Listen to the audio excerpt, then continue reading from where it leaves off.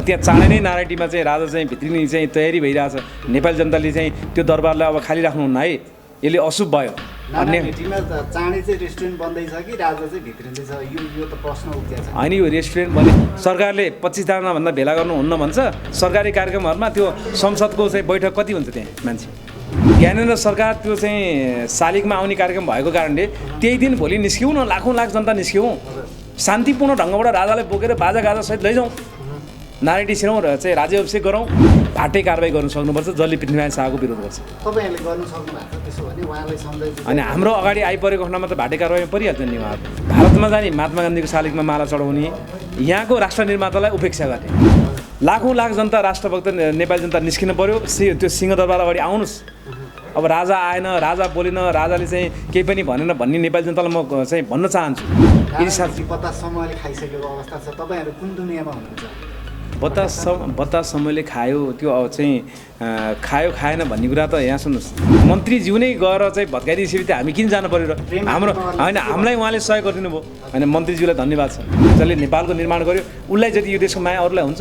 साई युवा शक्ति नेपालका चाहिँ अध्यक्ष पशुपति खड्का हुनुहुन्छ। विशेष गरी भोलि पुस 27 रहेको छ, पृथ्वी जयन्तीलाई चाहिँ भव्यताका साथ सम्पन्न गर्ने भनेर चाहिँ उहाँहरू लागि पर्नु भएको छ भने भोलि नै चाहिँ पृथ्वी जयन्तीको दिनमा चाहिँ ज्ञानेन्द्र शाहले पनि राजा पृथ्वीनारायण शाहको चाहिँ मूर्तिमा चाहिँ माल्यार्पण गर्ने भनेर पनि यो समाचारहरू यत्र तत्र आइरहेका छन्। अब उहाँहरूले कसरी भोलिको कार्यक्रमलाई सफलतापूर्वक चाहिँ सफल गर्नुहुन्छ? त्यसै गरी चाहिँ अब अर्को कुरा चाहिँ राज्यबाट चाहिँ कोरोना को कारण चाहिँ 25जनाभन्दा बढीलाई चाहिँ भेटभाट गर्न नदिने, बस्न नदिने भनेर चाहिँ भनिएको छ। अब यो चुनौती पनि थपिएको छ। उहाँहरूले यो कार्यक्रमलाई चाहिँ कसरी अगाडि बढाउनुहुन्छ र भोलिको कार्यक्रमको बारेमा के भन्नुहुन्छ भन्ने विषयको कुराकानी गर्दछौँ। हजुरलाई स्वागत छ दाइ। धन्यवाद। विशेष गरी भोलिको कार्यक्रमको बारेमा अलिकता बताइदिनुहोस्, त्यसपछि अन्य कुरा चाहिँ गर्नेछौँ। भोलि को सहभागी हुँदै हुनुहुन्छ भोलिको कार्यक्रममा चाहिँ? होइन, अवश्य पनि भोलि अब हाम्रो चाहिँ महत्त्वपूर्ण दिन, हामी नेपालीहरूको एउटा चाहिँ नेपाल निर्माण गर्ने राष्ट्र निर्माता श्री 5 महाराज सरकारको चाहिँ जन्म जयन्तीको अवसर पारेर राष्ट्रिय एकता दिवसको दिन चाहिँ भोलि एउटा यो राष्ट्रिय पर्वको रूपमा भोलि यसलाई हामीले हेरेका छौँ। र भोलिको चाहिँ हाम्रो साई युवा शक्ति नेपालले चाहिँ सम्पूर्ण देशभक्त नेपाली जनता, राष्ट्रवादी नेपाली जनताहरूलाई चाहिँ 11 बजे रत्नमार्गमा भेला पारेर हामीले चाहिँ राष्ट्र निर्मातालाई राष्ट्रिय झन्डा चढाएर सम्मान गर्ने हाम्रो कार्यक्रम छ। अनि भोलिको दिन चाहिँ अलि फरक ढङ्गको हामीले कार्यक्रम चाहिँ ल्याउन आँटेका छौँ। राष्ट्रिय झन्डाप्रतिको सम्मान अब नेपाली जनताले गर्नुपर्छ र चाहिँ 20 फिटको ठुलो राष्ट्रिय झन्डा चाहिँ नेपाली जनताले बोकेर चाहिँ राष्ट्र निर्मातालाई चाहिँ सिंहदरबार अगाडि रहेको श्री 5 महाराज सरकारको शालिगमा लगेर चाहिँ चढाउने हाम्रो कार्यक्रम छ। र अहिले पनि जोड्नुभयो, अवश्य पनि चाहिँ श्री 5 ज्ञानेन्द्र सरकारले अब राज संस्थाको इतिहासमै पहिलोपटक त्यो शालिगमा गएर माल्यार्पण गर्ने कार्यक्रम पनि सरकारको इच्छा व्यक्त भएको छ। त्यो चाहिँ कार्यक्रम बाहिर अगाडि आइसकेको छ। अवश्य पनि नेपाली जनताले चाहिँ भोलिको चाहिँ यो दिनलाई चाहिँ राष्ट्रिय पर्वको रूपमा, आज राज संस्था नहुँदा, आज राष्ट्र निर्माताप्रतिको सम्मान नहुँदा आज सम्पूर्ण नेपाली जनता हामी टुरा भएका छौँ। र नेपाली होइन कि भन्ने भान पनि अब विदेशी दलालहरूले बनाएका छन्। त्यस कारणले पनि नेपाल र नेपाली हुनुको सम्मानलाई चाहिँ एउटा गौरवलाई आत्मसात गर्दै भोलिको दिनमा चाहिँ हामीले चाहिँ लाखौँ लाख नेपाली जनता त्यो दिन त्यो सिंहदरबार अगाडि आउनुपर्छ। र चाहिँ भोलि सम्भव भयो भने, साँच्चै जनताले राजै खोजेको हो भने भोलिकै दिन श्री 5 ज्ञानेन्द्र सरकारलाई त्यो चाहिँ लाखौँ लाख जनताले चाहिँ त्यो सिंहदरबारमा चाहिँ माल्यार्पण गर्ने श्री 5 ज्ञानेन्द्र सरकारलाई चाहिँ नारायणी भित्राउन सक्नुपर्छ। हेर्नुहोस्, बतास समूहले खाइसकेको अवस्था छ, तपाईँहरू कुन दुनियाँमा हुनुहुन्छ? बतास समूहले खायो, त्यो चाहिँ खायो खाएन भन्ने कुरा त यहाँ सुन्नुहोस्, कुनै पनि समेत चाहिँ त्यहाँ बार बनाइसकेको अवस्था छ। दलालको इसारामा केही चाहिँ नराम्रा कामहरू त्यहाँ रेस्टुरेन्ट बनाउने काम भएको थियो। यो दलाल सरकारको कारणले अब देश र जनताप्रति आघात पुर्याउने जो पनि व्यक्ति दलाल त हो नि, आज विदेशीको इसारामा चलिरहेको छ नि यिनीहरू। होइन, आज आफ्नो फाइदाको लागि देशको धरोहरहरू बेच्ने, आज नेपाली जनता र राजाले चाहिँ सुरक्षित बनाएर रहेको चाहिँ त्यो नारायणी चाहिँ दरबारलाई बेच्न खोज्ने, त्यहाँ व्यवसायीकरण गर्न खोज्ने ती दलाल होइनन्, ती नेपाली हुन् र नेपाली हो जस्तो मलाई लाग्दैन। भ्याउ पाउनुपर्ने हो। यो 1 वर्ष अगाडि भएको एग्रिमेन्टको बारेमा तपाईँहरूले त होइन यो हामीले योगेश होइन तपाईँलाई चाहिँ ध्यान जाओस् हामीले चाहिँ योगेश भट्टराईले यो निर्णय गर्ने बित्तिकै साई युवा शक्ति नेपालले विरोध गरेका थियौँ होइन विज्ञप्ति निकालेको थियौँ विरोध गरेका थियौँ हामीले योगेश भट्टराईलाई चाहिँ थ्रेटन दिएका थियौँ होइन यो गलत कार्य यदि गरियो भने होइन नेपाली जनताले तपाईँहरूलाई छोड्ने छैन है साई युवा शक्ति नेपालले छोड्ने छैन भनेर हामीले थ्रेटन दिन्छौँ शक्तिले त रोक्न सकेन नि सर साई युवा शक्ति नेपालको मगरले नै रोक्नु पर्यो सुन्नुहोस् न आज चाहिँ त्यो राज संस्था त्यो दरबार भनेको चाहिँ साई युवा शक्ति नेपालको मात्रै निजी हो र भने सबै नेपाली जनताको साझा सम्पत्ति हो तर तपाईँहरूले एक दिन पनि विरोध त जनाउनु जानु भएन होइन हामीले विरोध गऱ्यौँ मिडिया मार्फत विरोध गऱ्यौँ र चाहिँ होइन यदि चाहिँ मन्त्रीज्यूले त्यो चाहिँ मन्त्रीज्यू नै गएर चाहिँ भत्काइदिएपछि त हामी किन जानु पर्यो र हाम्रो होइन हामीलाई उहाँले सहयोग गरिदिनु भयो होइन मन्त्रीज्यूलाई धन्यवाद छ देशको सम्पत्ति जोगाइदिनु भयो त्यहाँ चाँडै नै नारायणीमा चाहिँ राजा चाहिँ भित्रिने चाहिँ तयारी भइरहेछ नेपाली जनताले चाहिँ त्यो दरबारलाई अब खाली राख्नुहुन्न है यसले अशुभ भयो नारायणीमा चाँडै चाहिँ रेस्टुरेन्ट बन्दैछ कि राजा चाहिँ भित्रिँदैछ यो त प्रश्न उब्जिएको छ होइन यो रेस्टुरेन्ट बन्यो भने त यो सतहको गतिविधि हो तर गहिराई कुरा के हो भन्दाखेरि चाहिँ नेपाली जनताले चाहिँ त्यहाँ रेस्टुरेन्ट बने पनि टावर बने पनि नेपाली जनताले त्यो नेपाली सम्पत्ति हो राज संस्थाले छोडेको नेपालीहरूको चाहिँ एउटा चाहिँ गौरव हो त्यो चाहिँ जे बने पनि नेपाली जनताले भत्काउँछन् भन्ने हामीलाई विश्वास थियो क्या त्यो टिक्नेवाला थिएन टिकेन पनि बतोसम्मले अहिले आएर चाहिँ च्यालेन्ज गर्नुभएको छ राष्ट्रलाई नै च्यालेन्ज गर्नुभएको छ मैले चाहिँ त एकदमै बगैँचा साथकै कानुन नमिचेर नै मैले सबै यो कार्यहरू गरेको भनेर चाहिँ मैले भाडा समेत तिरेको भनेर चाहिँ च्यालेन्ज गर्नुभएको छ त्यसको सामना गर्नु चाहिँ तयार हुनुहुन्छ होइन यहाँ सुन्नुहोस् अब के हो भने अब हामीले 62-63को आन्दोलन राजा नारायणीबाट फाल्यौँ हामीले सामन्त फाल्यौँ हामीले चाहिँ जनताको शासन स्थापना गऱ्यौँ हामीले लोकतन्त्र ल्यायौँ भन्ने यी ठुला दलहरू यिनले चाहिँ त्यो नारायणीलाई चाहिँ व्यवसायीकरण गर्नको लागि होइन त्यसलाई टुक्रा टुक्रा बनाएर बेच्नको लागि त्यहाँ भएका सम्पत्ति लुटेर चाहिँ आफू धनी बन्नको लागि लिएर आएको रहेछ भन्ने कुरा त अब जनता सामु त छर्लङ्ग भयो नि त यदि बतासम्मले त्यहाँ रेस्टुरेन्ट बनाएको थिएन भने त अझै नेपाली जनताको आँखा टालिन्थ्यो कि नेपाली जनताको आँखा खुल्यो त्यसैले त्यो अर्थमा चाहिँ बतास समूहले चाहिँ यो दलालहरूको नाङ्गो चाहिँ चिज देखाइदिएको कारणले हामी बतास समूहलाई धन्यवाद पनि दिनुपर्छ हेर्नुहोस् होइन अब त्यसैले तपाईँलाई म एउटा उदाहरण दिन चाहन्छु यो गणतान्त्रिक व्यवस्था भनेको नीलकाँडाको बोट हो हेर्नुहोस् नीलकाँडाको बोटमा कहिले गुलाबको फुल फल्छ कहिले कमलको फुल फल्छ यसले त घोत्ने नै हो जनतालाई दुःख दिने नै हो राष्ट्रलाई दुःख दिने नै हो त्यस कारणले चाहिँ गणतन्त्र पूर्ण रूपमा चाहिँ अब समाप्त हुने सङ्घारमा छ र यो सकिने अवस्थामा अलिकति चम्केको जस्तो छ र गणतन्त्र नेपाली जनताले चाहिँ अस्वीकार गर्दै श्री 5 ज्ञानेन्द्र सरकारलाई चाहिँ राज्य अभिषेक गराउने तयारीमा नेपाली जनता छ त्यसो भने भोलिको कार्यक्रममा चाहिँ कति सङ्ख्यामा चाहिँ युवाहरू चाहिँ सडकमा उत्रिन्छन् खड्का सर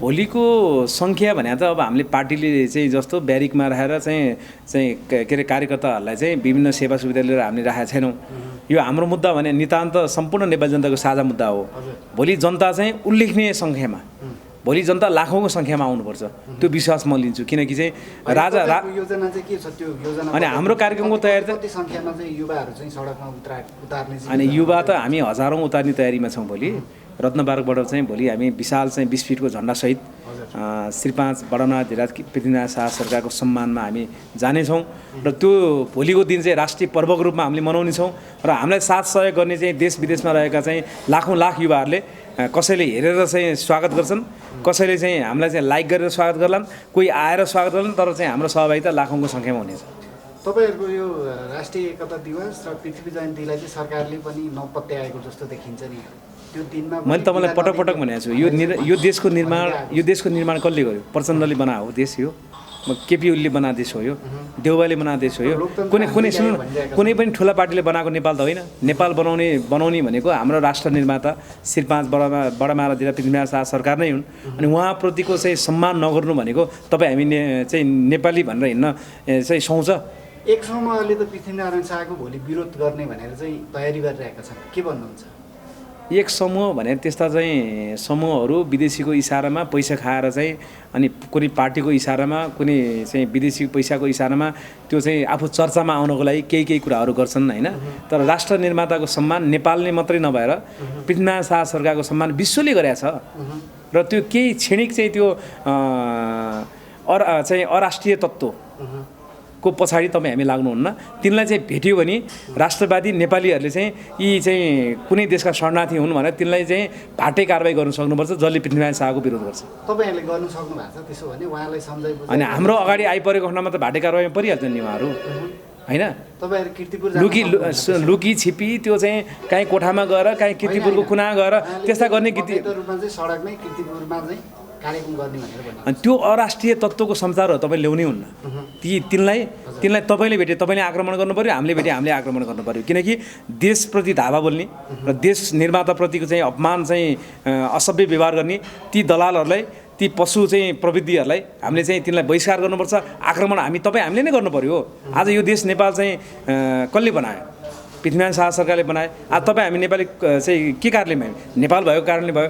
त्यस कारणले हामी के भन्न चाहन्छौँ भने हेर्नुहोस्, देशभित्र पनि अब सद्बुद्धि छोडेर कुबुद्धिमा लागेका ती मान्छेहरूको पछाडि हामी लाग्नुहुन्न र तिनले चाहिँ आज देशमा भ्रम छरिरहेछन्। त्यसो भने भिडन्त पर्छ, ती समूहसँग भेटघाट भयो होइन तपाईँहरूको भिडन्त पर्छ? भिडन्त त आफूसँगको चाहिँ लायकको मान्छे सब हुन्छ त। हामी भिडन्त किन गर्ने? आज राष्ट्र निर्माताको सम्मानमा आज चाहिँ 100% जनता छन् भन्ने त्यो 0.1% चाहिँ हामी किन भिडन्त गर्ने? ती आफै पत्तासाप भएर जान्छन्, ती आफै सिद्धिएर जान्छन्। तर प्रत्येक वर्ष जसरी तपाईँहरूले राष्ट्रिय एकता दिवस मनाउनुहुन्छ त्यसरी नै उहाँहरूले चाहिँ विरोध दिवस मनाउनुहुन्छ। यो अर्थमा त यो त्यसको कुनै अर्थ छैन। सुन्नुहोस् न, त्यसको कुनै अर्थ छैन। ती अन्तर्राष्ट्रिय दलालहरूलाई नेपाली नागरिकले तिनलाई चाहिँ बहिष्कार गर्नुपर्छ, आक्रमण गर्नुपर्छ, देश निकाला गर्नुपर्छ। तिनको कुनै औचित्य छैन। त्यो औचित्यहीन कुरा हामीले पटक पटक ल्याइरहनु जरुरी पनि छैन। हामी भोलिको त्यो राष्ट्रिय पर्व होइन, त्यो सम्मानजनक दिन पृथ्वीनारायण शाह सरकारलाई सम्मान गरेर सम्झेर चाहिँ उहाँको शालिगमा माल्यार्पण गरेर होइन नेपाल बचाउने अभियानमा लागौँ न। आज त्यही उहाँको पुर्खा चाहिँ राज संस्था नेपालमा नहुँदा आज 13 वर्षमा आज देश हेर्नु संहिताको खाडलमा परेको छ होइन, विदेशीको इसारामा परेको छ। एमसिसी जस्ता राष्ट्रघाती सम्झौताहरू आएका छन्। विदेशी कुटनीतिहरूले चाहिँ मर्यादा नागेर आज चाहिँ देशका शासकहरूलाई चाहिँ घोक्र्याएर चाहिँ तपाईँको चाहिँ आफ्नो चङ्गुलमा पारेका छन्। यी सारा कुराहरूबाट तपाईँ हामी ग्रसित छौँ नि त। त्यसैले चाहिँ यी शान्तिना कुराहरूमा यी चाहिँ अलिकति न्युज भाइरल हुन्छ कि भन्ने जस्ता कुराहरूमा तपाईँ हामी लाग्नुहुन्न। सत्य कुरामा लाग्नुपर्छ। सत्य कुरा भोलि चाहिँ राष्ट्र निर्माताको दिन हो। आज हेर्नुहोस् संसारमा कता देशमा राष्ट्र निर्माताको सम्मान हुन्छ, हाम्रो देशमा भएको खै? हामीले गर्नु पर्यो। अब सरकारले चाहिँ बिदा नदिएर हुन्छ र? आज सम्पूर्ण नेपाली जनताले चाहिँ सबै कामकाज ठप्प पारेर त्यो दिनलाई चाहिँ मनाउँछन् भने त्यो जस्तो ऐतिहासिक दिन के हुनसक्छ? तपाईँहरूले त्यो विषयमा अगाडि नै सरकारलाई चाहिँ ध्यान आकर्षण गराउनु पर्ने वा सडक सङ्घर्ष के गर्नुपर्ने त्यो बिदाको विषयमा त खासै होइन। बिदाको विषयमा तपाईँलाई म चाहिँ जानकारी गराउन चाहन्छु। बिदाको विषयमा हामीले चाहिँ आजभन्दा 5-7 वर्ष अगाडि शाही युवा शक्ति नेपालले चाहिँ विभिन्न दबावमूलक कार्यक्रमहरू गरेर एकपटक चाहिँ देउबा सरकारकै पालामा बिदा दिन हामीले बाध्य बनाएको थियौँ। त्यो बेला चाहिँ हाम्रो उपप्रधानमन्त्री कमल थापा पनि हुनुहुन्थ्यो। त्यो टाइममा त्यो सिक्वेन्स मिलेको थियो। फेरि गणतन्त्रवादी सरकारले प्रचण्ड प्रधानमन्त्री भइसकेपछि यसलाई कटौती गर्दै गएको हो।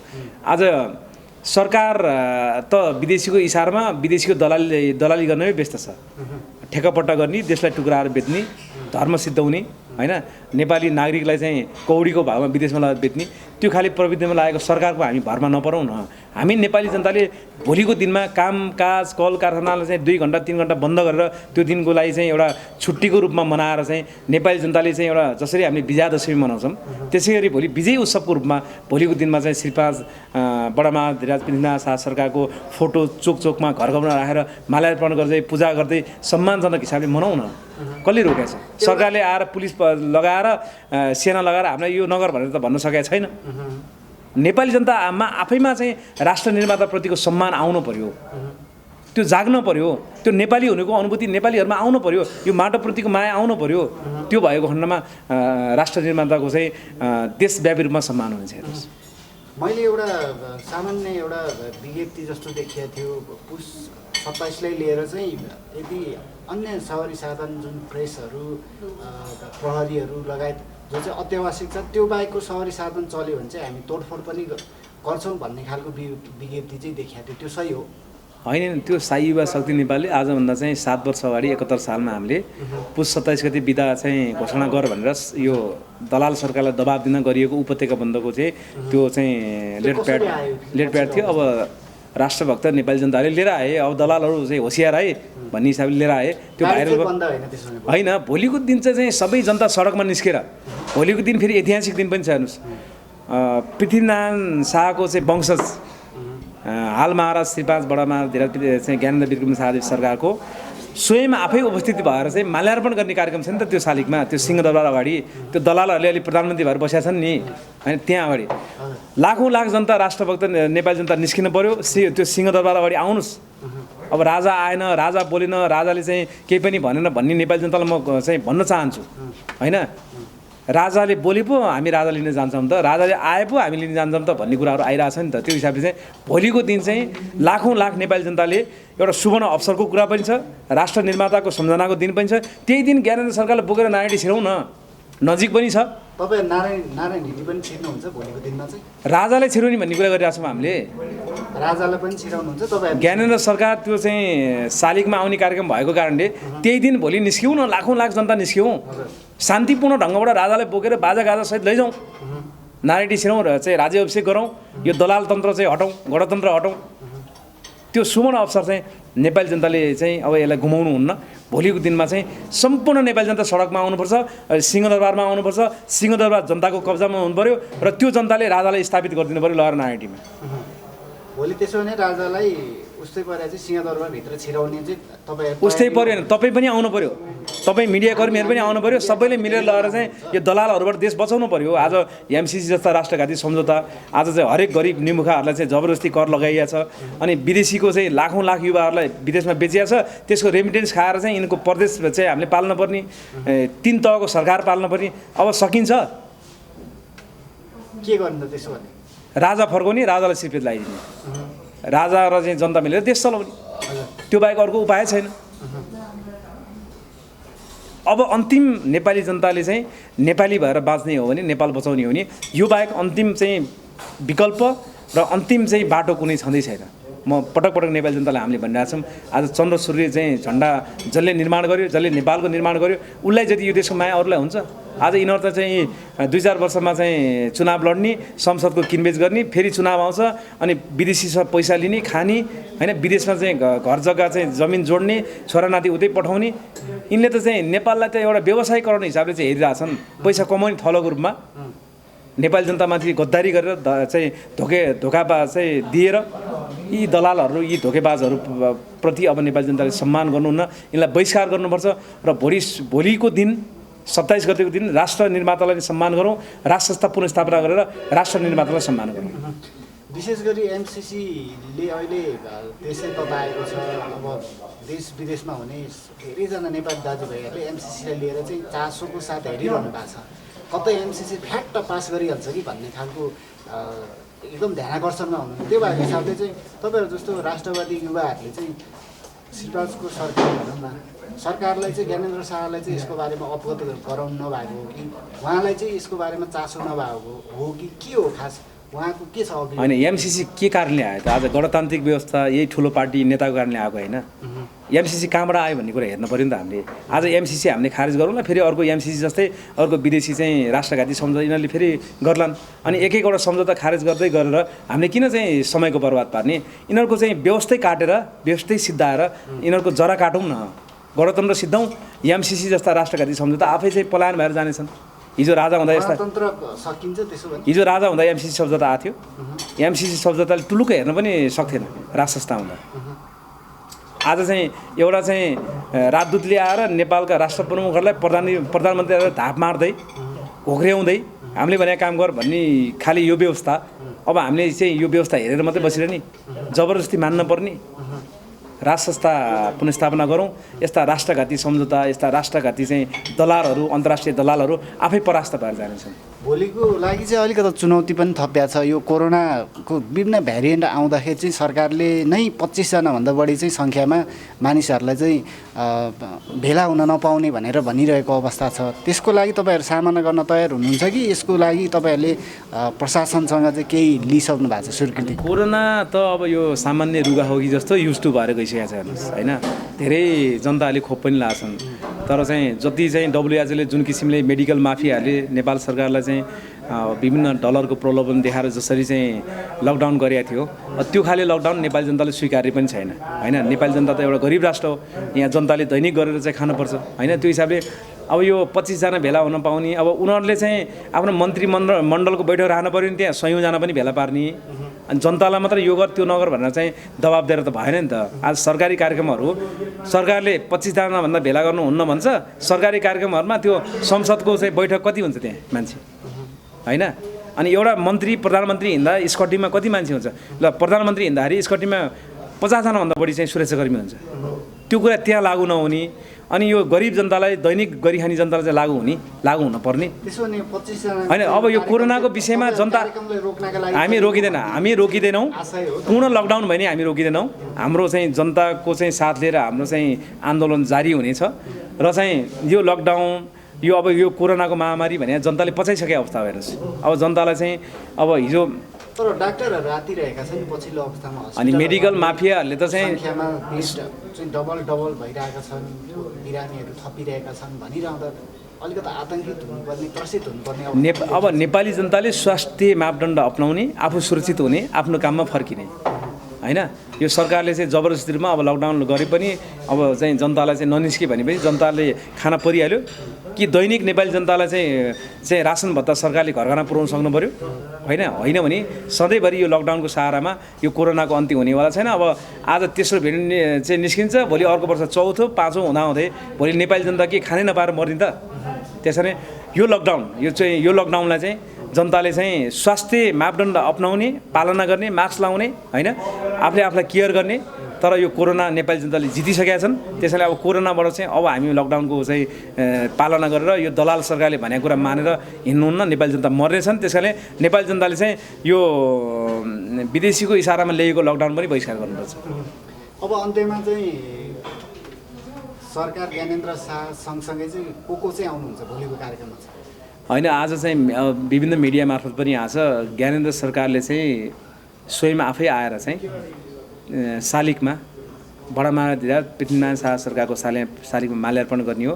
त्यो कार्यक्रम अत्यन्त ऐतिहासिक कार्यक्रम भएको कारणले चाहिँ आज यो चाहिँ गणतन्त्रका चाहिँ शासकहरूले, गणतन्त्रका प्रधानमन्त्री राष्ट्रपतिहरूले चाहिँ भारतमा जाने महात्मा गान्धीको शालिगमा माला चढाउने, यहाँको राष्ट्र निर्मातालाई उपेक्षा गर्ने यी अन्तर्राष्ट्रिय दलालहरूले त्यो खाले चाहिँ कार्य त्याग गर्न नसकेको कारणले चाहिँ आज राजा नागरिक भएर बसे पनि जनताको इच्छा र चाहना अनुसार चाहिँ त्यो माल्यार्पण गर्ने कार्यक्रम ऐतिहासिक भएको कारणले चाहिँ उक्त कार्यक्रममा लाख जनता चाहिँ त्यो सिंहदरबारदेखि यो भद्रकालीसम्म पुरै रत्नपार्क भरिने गरी चाहिँ स्वतःस्फूर्त रूपमा सहभागी हुन आइदिन भोलि दिनको 12:30 बजी म अनुरोध गर्न चाहन्छु, म आग्रह गर्न चाहन्छु, देश बचाउँ, श्री 5 ज्ञानेन्द्र सरकारलाई चाहिँ गद्दी आरोहण गराउँ। कोरोनाको सुरक्षाको लागि चाहिँ तपाईँहरूले के योजना गर्नुहुन्छ? भोलि त धेरै सङ्ख्यामा मानिसहरू होला।